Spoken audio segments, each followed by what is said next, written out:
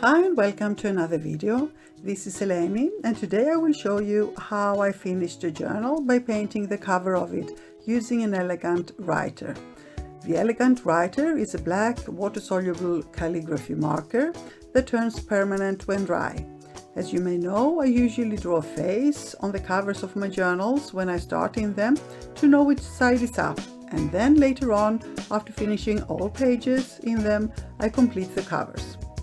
These journals have an unprimed canvas cover, and when I tried a little bit of elegant writer on the face, I loved how it looked, so I decided to also use it in between the flowers. Because the canvas is unprimed, it absorbs the marker and it looks lighter, so you will see me use black ink and paint for the darker shading. Now on the back cover I decided to put a layer of gesso and then create a simple silhouette using a stencil. I always play in multiple journals, having a small one, a big one, an altered book, a junk journal and so on at the same time, and I am now at a point where many of them are almost full, so there are more journal flip-through videos coming. Stay tuned.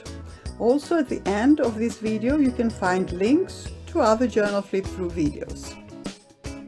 As for today, after watching my process of painting the cover, you can watch the flip-through of this journal where you will see the pages I created, and some of them you can find as process videos here on YouTube. The flip-through starts at 5:43 if you want to hop over there directly, and if this video is too fast for you, you can easily slow it down with only 3 clicks. Find out how to do that in the description box. Hope you enjoy my process and my flip-through, and if you have any questions, don't hesitate to leave them below. And if you appreciate my videos and want to support my channel, there are some easy ways to do that. You can like and comment under them, subscribe and click the notification bell. Thank you so much for being here. Stay safe and see you soon. Love and kisses.